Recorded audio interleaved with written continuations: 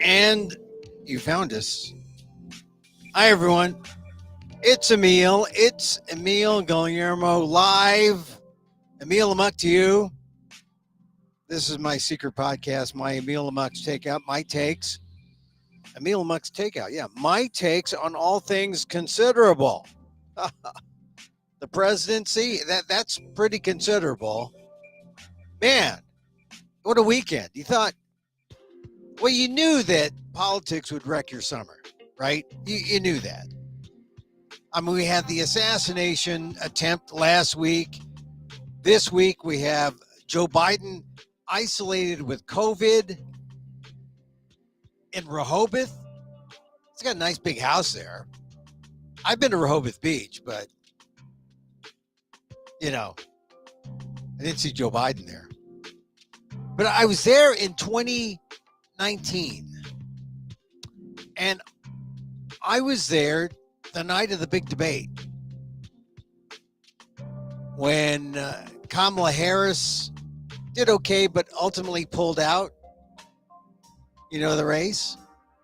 And then Biden seemed to do better. And Marianne Williamson was there. I mean, no one's talking about her. I like to talk about her. I'd like to see her get a shot, but she's not going to get a shot. She's the ignored candidate. But she has no way to win because it is rigged against Marianne Williamson.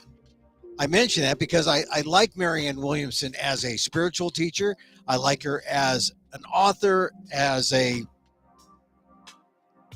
person who brings something to the table, but she's not taken seriously by the politicos of our country. And it's a shame the way she's being treated because all the Democrats are coming in line now, right? Pelosi, the congressional leaders, only Clinton has come to endorse Kamala Harris. Only Barack Obama has held off so far. But, they don't have much time. And as much as I'd like to see Marianne Williamson get her say, and I hope she gets, she's been appearing on Fox and places like that as a Democrat, but it's going to be an uphill climb for her still. The delegates are free to vote for who they want. The delegates belong to Joe Biden, but if he releases them, they can vote for who they want. Chances are they're going to vote for Harris. The establishment's going for Harris. So she has no shot. And I just hope that she gets a chance to sit down with the party leaders and let people know about her perspective, which is no different from, say, a Bernie Sanders perspective in 2020. She's for Medicare for all. She's for, she's for peace, not war. It's kind of a Bernie agenda with the Medicare for all thing. Protecting Social Security. I just think she doesn't have really much of a chance. But I mention her now because I need to know about her. Because, like I said, everything's falling into line after Sunday when President Biden said, "I'm out." And it must have been because the reports say, anonymous reports, people leaking on reporters, that he saw that there was no pathway, right? And so he did the noble thing. I've been saying this in my columns on the ALDEF blog, the Asian American Legal Defense and Education Fund blog, for the last 2 weeks. Joe's choice, but if he put his country first, I said this not just after the debate, but after the debate, I was open to maybe one bad day. But when he did the Stephanopoulos interview, I pretty much was close to, okay, Joe, you can't do it. But he seemed like he could. And I think that stubbornness, I was willing to go with his stubbornness until yesterday when he came to the conclusion, I'm pulling out, and now we have a new race. I mean, I think Kamala Harris, first of all, I think we better learn how to say her name, right? I'm Emil. I'm Emil Guillermo, so I'm very sensitive to names. And to hear the Republicans call her Kamala or whatever they say, they purposefully mispronounce her name. And it's just a form of racism. It's not an acceptable form of racism. It is an acceptable form of racism if we allow it to happen. But I know when I started telling people, when I was on television, when I started telling the anchors, hey, Emil Guillermo, I pronounced the double L's like an L-Y, not two Y's, because I say it the Filipino way. I say Guillermo. I wouldn't allow for their ignorance. I'd say it's Guillermo. And let's see if Republicans stop with the Kamala. It's Kamala. It's Kamala. You got to get used to saying her name. It's Kamala. And look, people who have heard me talk about her for years know that she's not my favorite person. We've had our beefs and grudges. Oh, not grudges, but yeah, I guess. I mean, we had a little run-in when she was the San Francisco DA, but now look how long it's been. I have to keep mentioning that because I know if I say, oh, I like Kamala, people will say, come on, Emil. You gave her a hard time. Yeah, like 20, 30 years ago. I actually think she is the best person for the job. Now, even though some people yesterday were calling for some open convention, a mini convention, town halls and whatnot, but there's no time. There's no time for that. Also, she inherits like $240 million of that campaign war chest. So no one on their own can do that. As much as I love Marianne Williamson, she's not going to do that.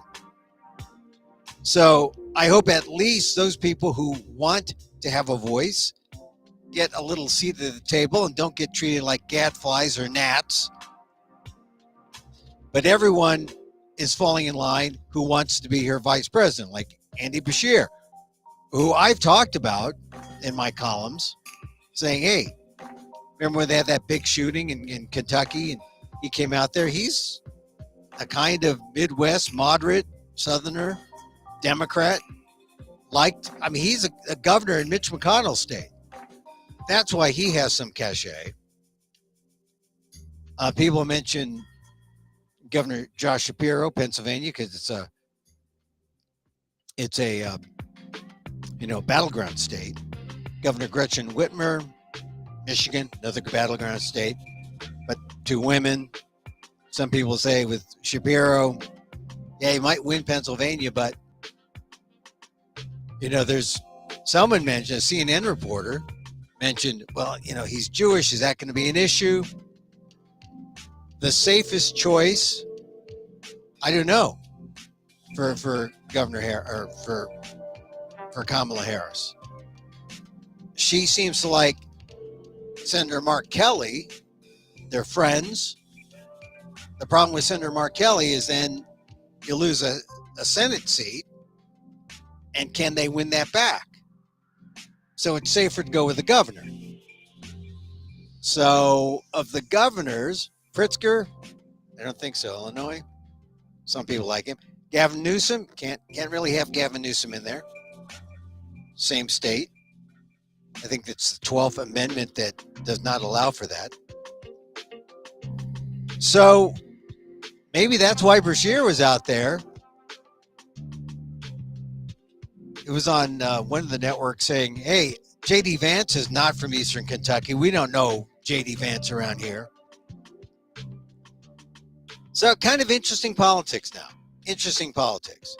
And what you come away with saying is that, wow, Joe Biden did the right thing. He made the decision on his own, and he did it for his country. So a lot of people are saying, this is leadership. This is patriotism. No, this is a realistic politician. So now we have a Kamala plus who? You know, I initially said, no, maybe they get Gretchen Whitmer. They get Michigan. 2 women? That would be historic. You know, you get the Kentucky governor, Bashir, maybe. Andy Bashir. I mean, he, like I said, he's governor in the state of Mitch McConnell. But the Republicans booed Mitch McConnell. So, but a good white moderate. Here's the thing. There's still some people wondering, well, probably not anymore now that everyone has sort of fallen in line to say, okay, well, maybe she'll pick me to be vice president. But there are some people saying, is Kamala the best person? Yeah, I think so. I think so. Because you're talking about someone who is, and the identifier is now more important now in the race for president than it is when she was picked for vice president. I mean, it was the first time they had to deal with it. But, like, don't worry, Kamala had her issues with saying that she was Asian. You'll recall, 29, that was my big beef with her when she got to the national level. She would rarely say she was Asian until she had to. And then, of course, once she mentions her mother, who's an Indian immigrant, well-respected researcher was, she had a cop to it. But I remember in the 2019-2020 campaign, she never opened with it. She was always African American because of Howard, because there are more African Americans out there.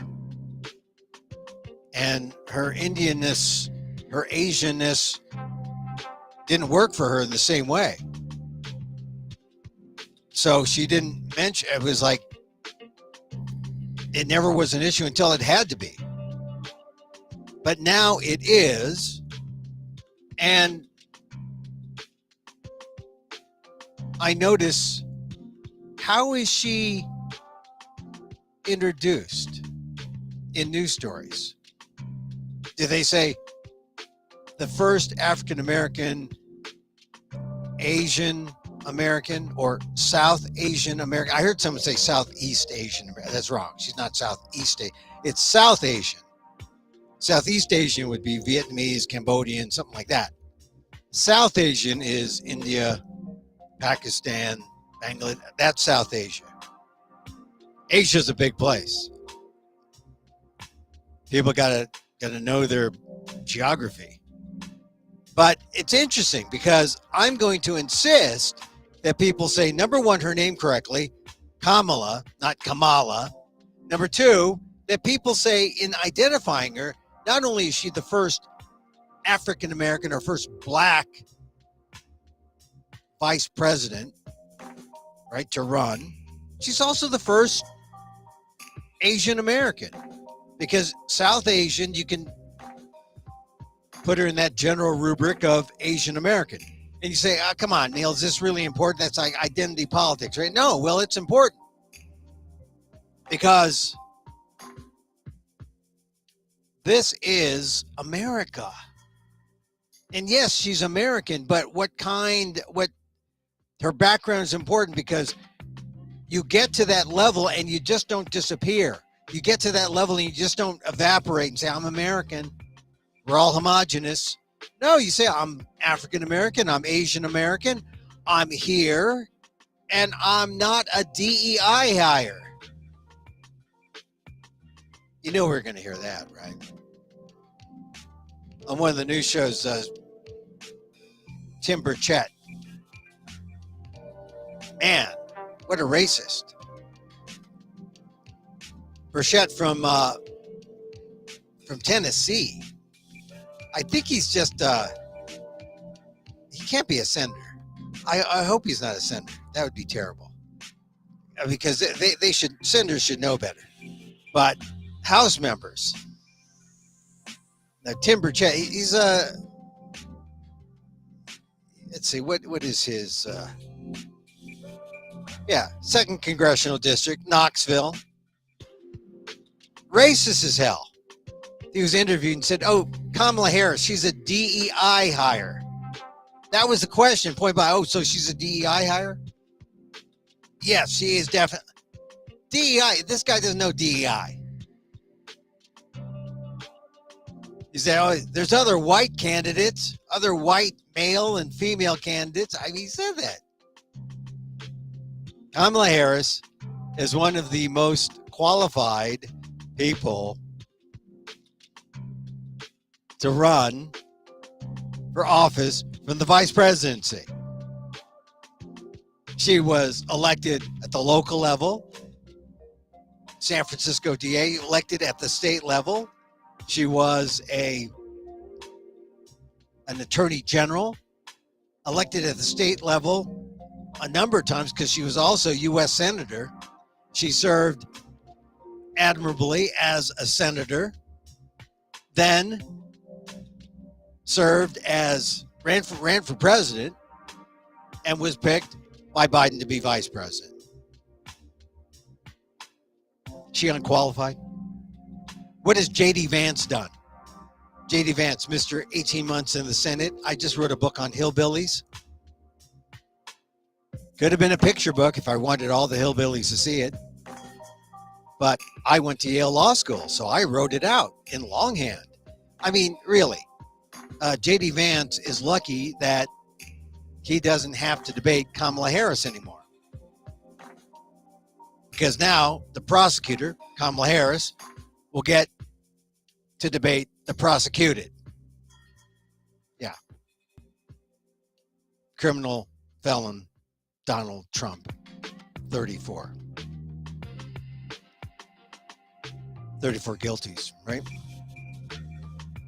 So, race is going to come up. I think that's the important issue here after hearing Tim Burchett say that Kamala Harris is a DEI hire. She couldn't be more qualified. But I guess it only proves that if you're a person of color, you've got to be 2-3 times more qualified. You got to overachieve because they will underappreciate you or they'll underestimate you. That's why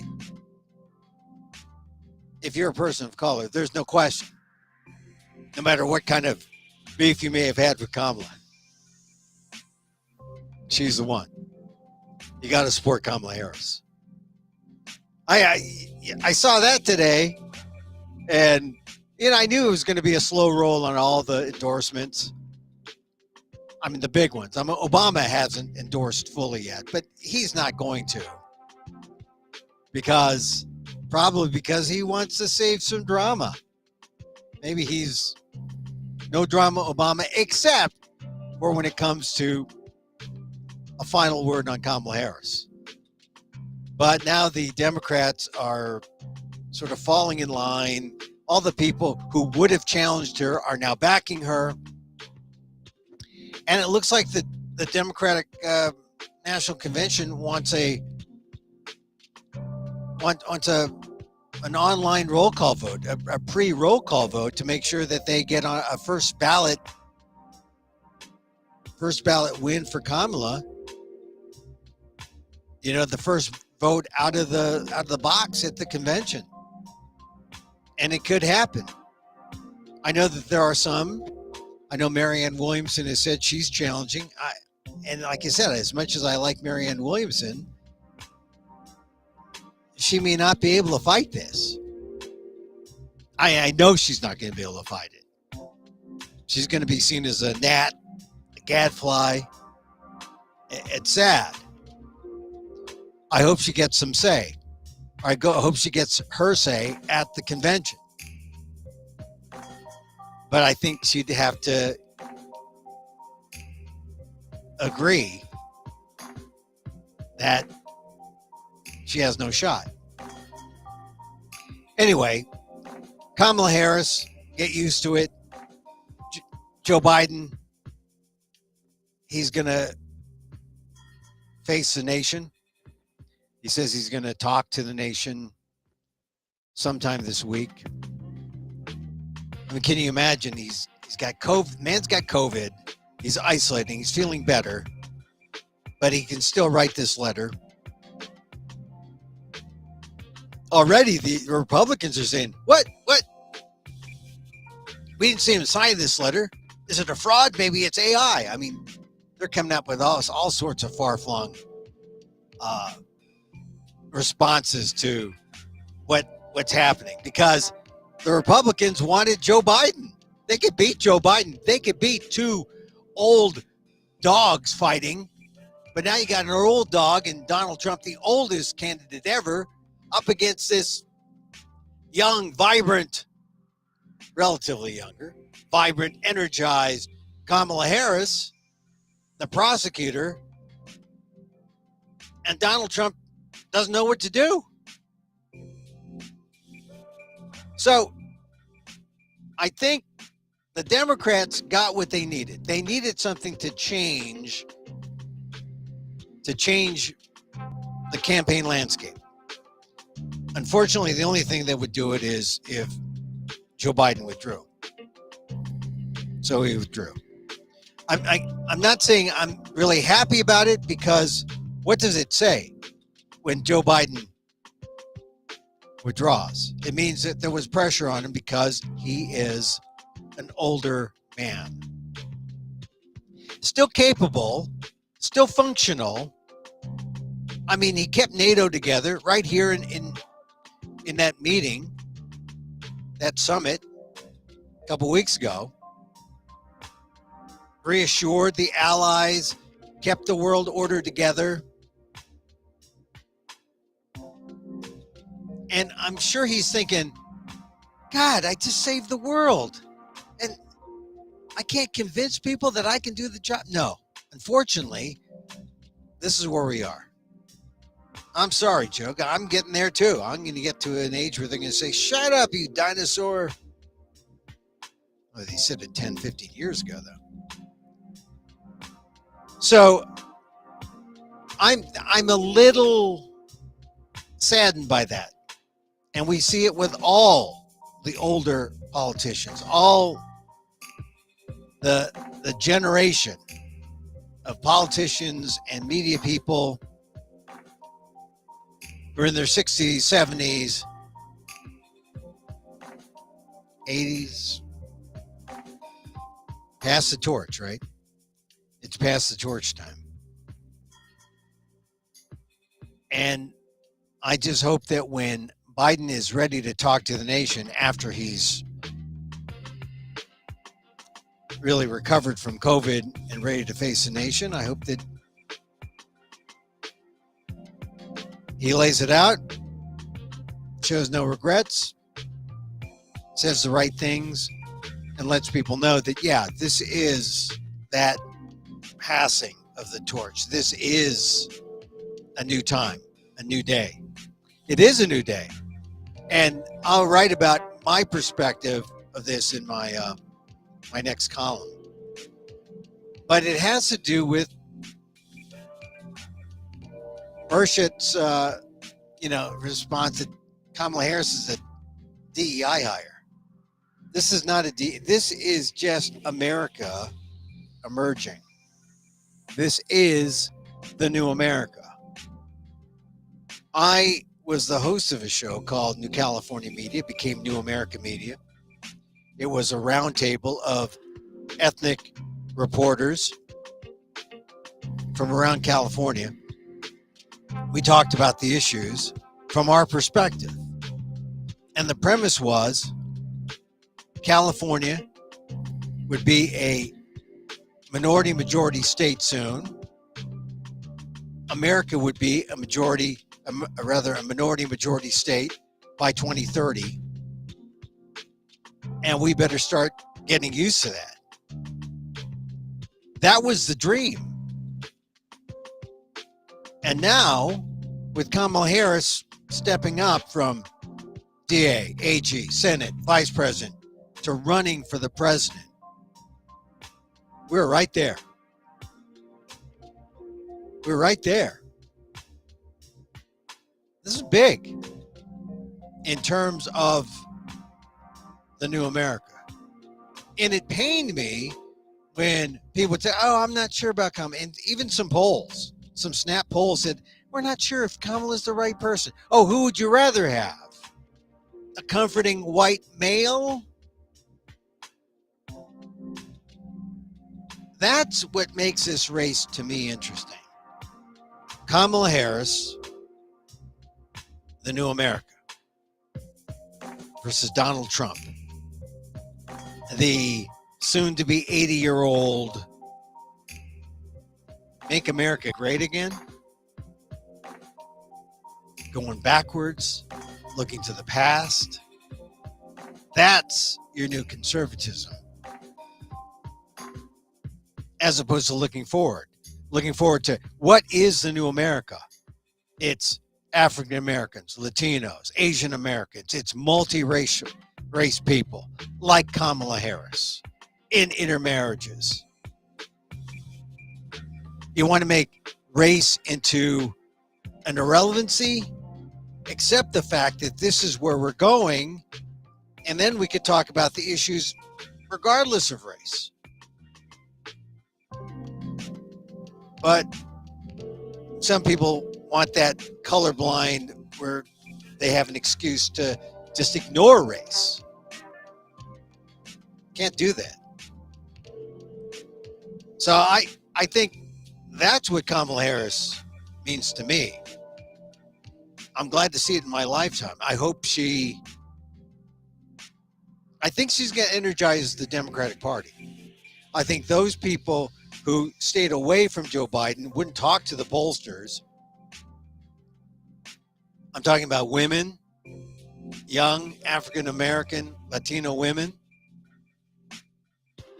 are going to be energized. And then remember, you saw Amber Rose at the RNC, Amber Rose, who's multiracial, saying, oh, I love Trump. The left said I should hate Trump and hate the Republicans, but I feel at home here. See, Kamala Harris takes all that away. Ask Amber Rose today. I don't know, maybe she still is a big Trumpster. But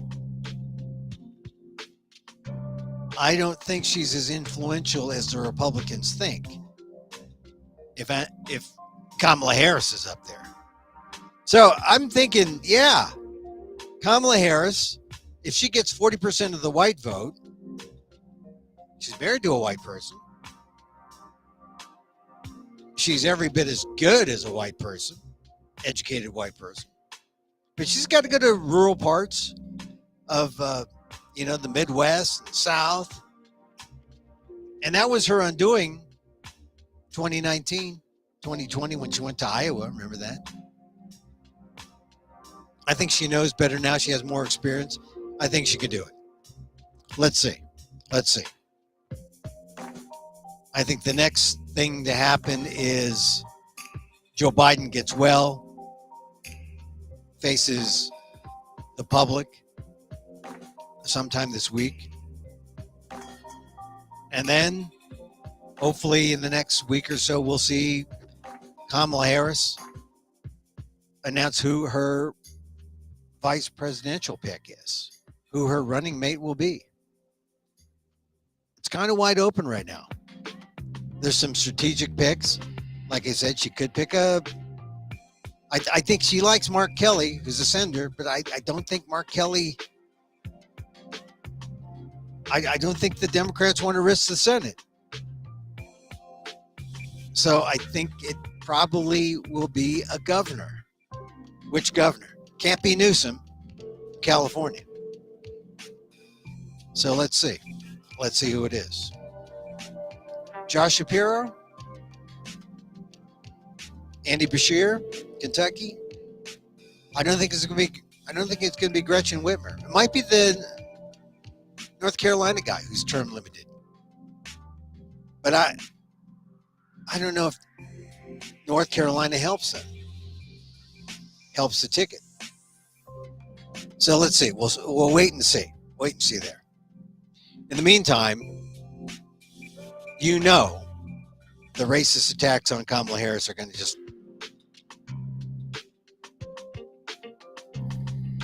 they're going to happen. One thing though, she's been vetted. She's been vetted for national campaigns. She's battle tested. So unless they got some Oppo research that people don't know about, it's just going to be the same old fear DEI, fear the left, fear Kamala. She doesn't know what she's doing. She laughs, she cackles.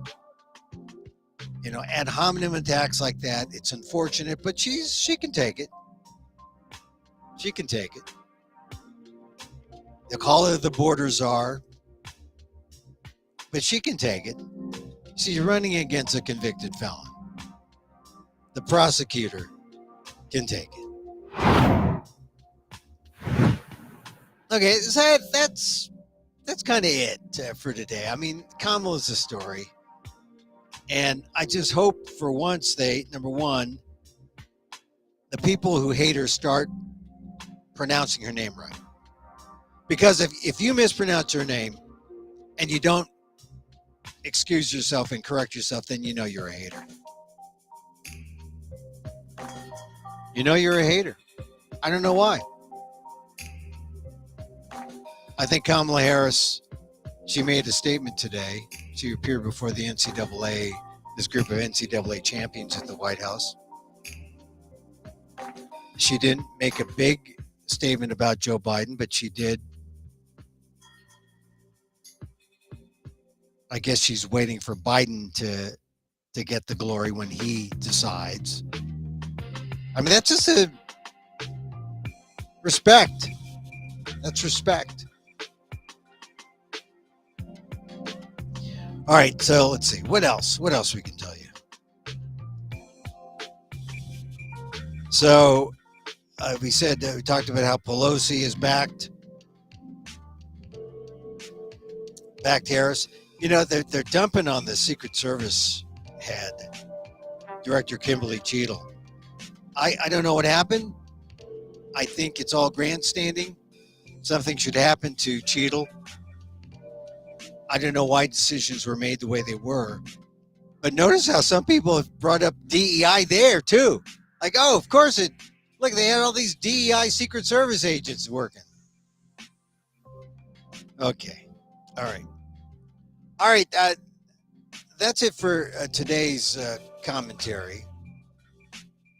I'm wearing my seersucker jacket today because it's going to be 108 degrees today where I am. Wow. And people don't believe in climate change. There's some people still don't believe in climate change. It's going to be 108 today, 106 tomorrow. And then we get a break on Wednesday where I am. Unbelievable. Okay. All right. Swish out. All right. I'm going to meditate. I'm telling you, meditation, if I had to go through another week of, is Joe in? Is Joe out? Is he running? I mean, come on, this isn't like, a bad cold. This is the presidency. Finally, Joe Biden said, okay, yeah. Thank goodness. Well, he's the adult, the elder statesman. I think the important thing there is he did it for his country. It's not easy to give up power, to give up the power that you wielded. You brought NATO in here, all the leaders of the world.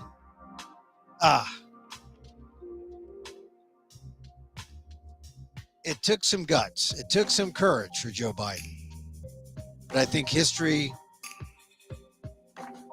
will remember him well 20, 30 years from now.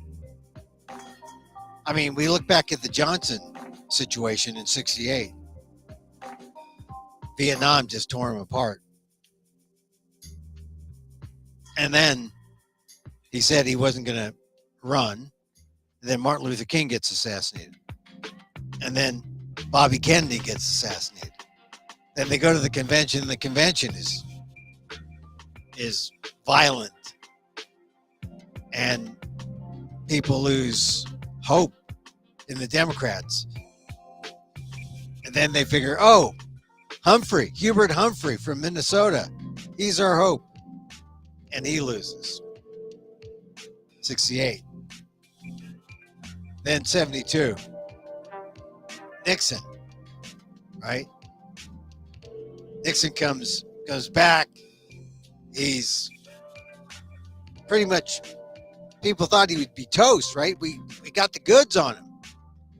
He wins by a landslide. So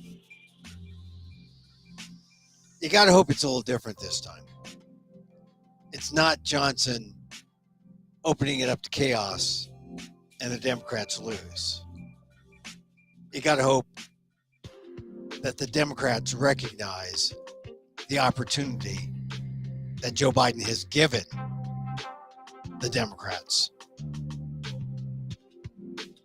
to open the door to a new America, because that's what it is. It's a new, diverse, and democratic. I mean, oh, Emil, yeah, they're coronating calmly. You can't say it's democratic. Well, it can't be an open convention.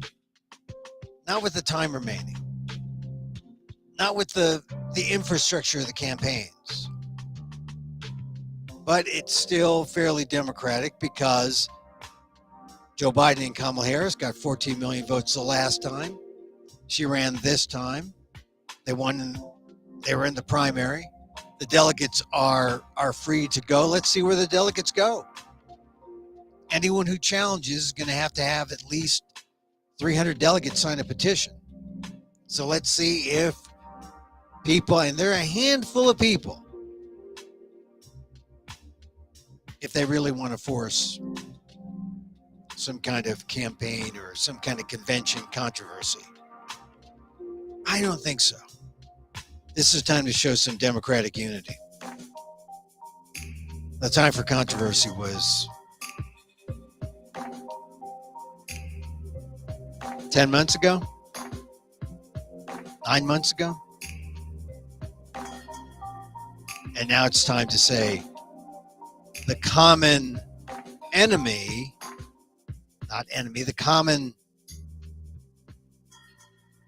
goal is to defeat Donald Trump. I liked what AOC said the other day. I mean, she was for Biden the other day. And then since Sunday, she's completely just said, okay, I'm for Harris. Let's go. Let's go. Because she knows people of color can't afford another 4 years of Donald Trump. They can't. That was the best argument.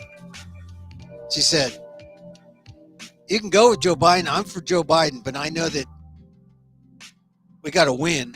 We got to work because my community cannot afford another 4 years of Donald Trump.